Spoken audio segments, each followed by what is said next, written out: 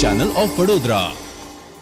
WWF frontline warriors group દ્વારા નિરાધાર અને ગરીબ લોકોને કપડાં તેમજ ભોજનનું વિતરણ કરવામાં આવ્યું હતું.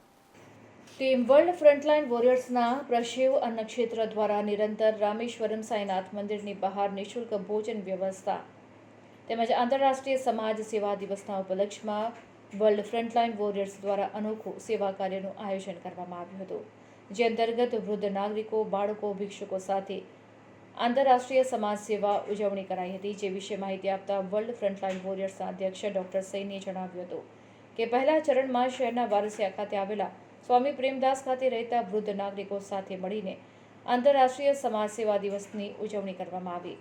સંસ્થાના સેવક એવા એન્જિનિયર પંકજભાઈએ કાર્યક્રમને સફળ બનાવવા પોતાનું આર્થિક યોગદાન આપ્યું હતું. નોંધનીય છે કે કાર્યક્રમને સફળ બનાવવામાં યોગ શિક્ષક વિદ્યા ખતનાની, જે પોતે સિનિયર સિટીઝન છે, તેમણે પણ મહત્વનું યોગદાન આપ્યું હતું. તો બીજા ચરણમાં પ્રસાદની સાથે સાથે કપડાં, ભોજન 150 થી 200 બાળકો અને ભિક્ષુકોને પીરસવામાં આવ્યો. યુવા ટીમ WWFના સેવક તનવીરની સાથે મંદિરના અનિલ મહારાજ અને સાઈરામ ભક્તોએ ઉપસ્થિત રહીને સેવામાં ફરજ બજાવી હતી.